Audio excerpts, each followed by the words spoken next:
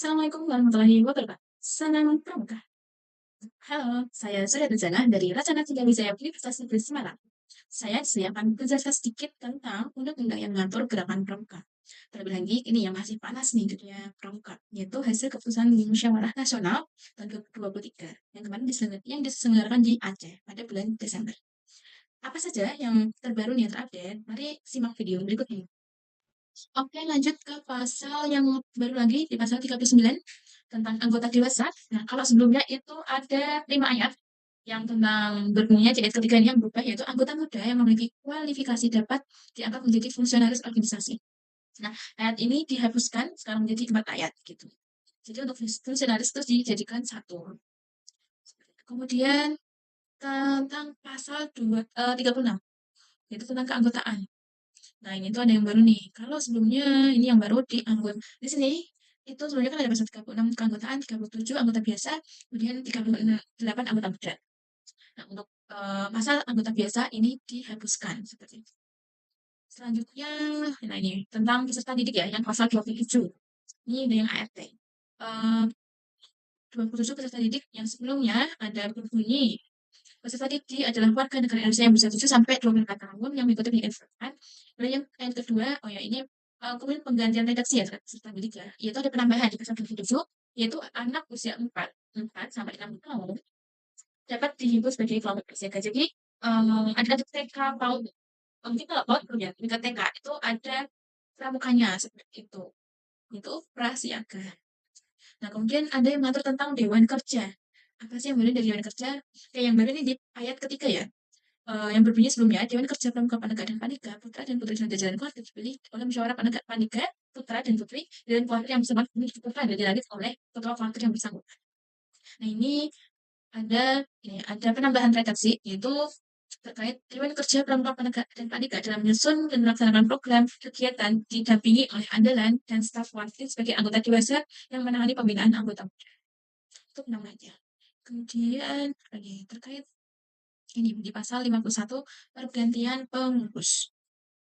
Apa sih yang baru dari pergantian pengurus ini? Nah, ini bisa disimak ya. Ada beberapa hal yang digali terkait di ayat 2. Bisa disimak yaitu yang terbaru adalah, oh ya ini yang ayat 1 pun ada penambahan nih. Nah, sebelumnya ada 5 poin kayak alasan pergantian pengurus. Ini kalau ada 4, sebelumnya ada 4. Nah, yang sekarang tuh ada 5. Itu penambahannya karena melanggar disiplin organisasi dan dibahaskan dalam sidang Dewan Kebenaran. Nah, kemudian yang kedua ini terkait penggantian pengurus antar waktu nih. Ada beberapa hal yang bisa disimak ya, seperti itu. Kemudian kita lanjut saja tentang, nah ini pasal yang mengatur gugus depan yang berpangkalan di perguruan tinggi. Nah, tadi sebelumnya, di pasal sebelumnya ya, ada kalau gugus depan itu sekarang sudah dikoordinir di bawah langsung oleh kepala daerah. Ini dikuatkan lagi, yaitu ada penambahan ayat, yaitu berbunyi gugus depan yang berpangkat di perguruan tinggi dikoordinasikan oleh kuartir daerah.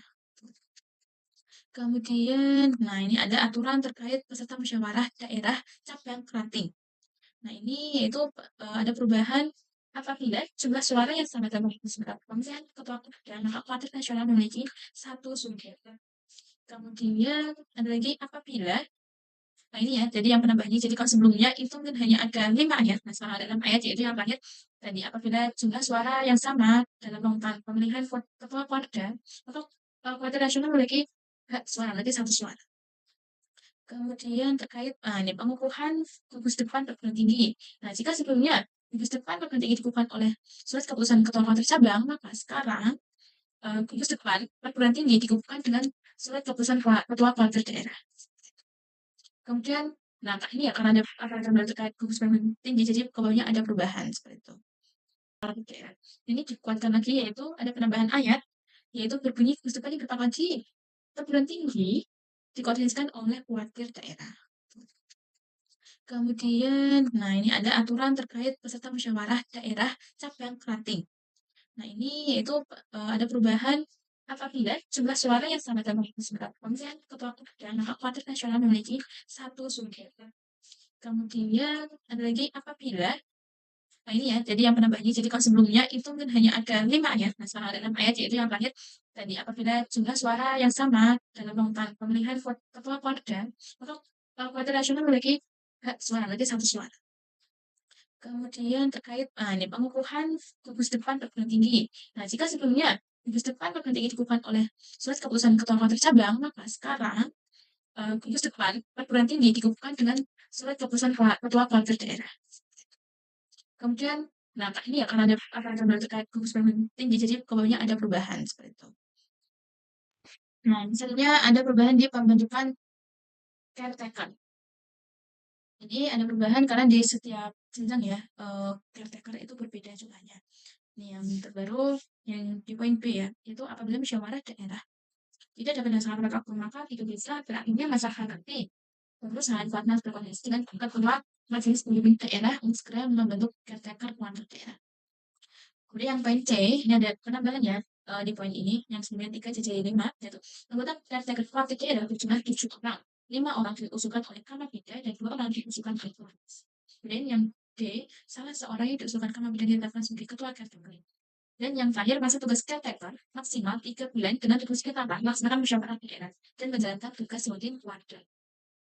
Kemudian perubahan di pasal 130, yaitu tentang pengelolaan dan pengalihan. Yaitu ada beberapa ya, perubahan atau penambahan. Kalau yang lama itu kan di poin 2 ya, itu pengalihan. Hanya ada 2 poin sekarang. Yang bunyinya yang baru adalah pengelolaan kekayaan aset karena pramuka tidak bergerak yang dikerjasamakan dengan pihak ketiga yang jangka waktunya 5 tahun wajib mendapat persetujuan pada rapat kerja kuartir. Lalu yang kedua, pengelolaan kekayaan aset atau aset dalam pramuka tidak bergerak yang dikerjasamakan dengan pihak ketiga jangka waktunya melebihi masa bakti kuartir wajib mendapat persetujuan pada rapat kerja kuartir. Kemudian pengelolaan kekayaan kuartir atau aset gerakan pramuka tidak bergerak dilakukan paling lama 5 tahun dan dapat diperpanjang sesuai hasil evaluasi. Kemudian, nah ini oke, itu saja ternyata sudah terkait mereview perubahan ADART yang terbaru. Itu yang updatean ADART hasil musyawarah nasional ke-11 tahun 2023 kemarin yang disahkan pada Desember. Selanjutnya, mungkin teman-teman sudah tahu ya nomor atau undang-undang yaitu tadi ya yang mengatur gerakan pramuka, yaitu Undang-Undang Nomor 12 Tahun 2007. Dan sekarang ada lagi nih yang baru saja dikeluarkan oleh Kemendikbud, yaitu tentang ekstrakurikuler pramuka yang tadinya wajib diikuti oleh seluruh siswa. Nah, seluruh siswa ada yang diikuti wajib. Nah, sekarang sudah tidak wajib untuk diikuti oleh seluruh siswa. Dan dia kemarin sempat menjadi guru hara ya kan. Pramuka dihapuskan. Sebenarnya tidak dihapuskan. Cuma sekarang statusnya sudah berpindah, yang sebelumnya wajib sekarang menjadi tidak wajib lagi. Jadi sekarang bagaimana? Ya seperti ekstrakurikuler yang lainnya gitu. Dan penambahan dari Kemendikbud dari Pak Nadiem ya terkait hal ini, karena kemarin sempat ini ya panas ya, karena pramuka sudah berjalan berapa tahun kan nih, hampir 60 tahun, tidak 63 tahun. Kok tiba-tiba ada isu dihapuskan? Nah itu kan membuat yang sebagai seorang pramuka itu terpancing nih, tergerak, ada apa sih gitu. Oh ternyata tidak dihapuskan, namun sekarang seharusnya sudah tidak wajib lagi. Dan tidak, namun ini tambahnya kalau dari Pak Kemendikbud, sekolah wajib ada menyediakan ekskul pramuka, namun tidak wajib diikuti oleh semua siswa.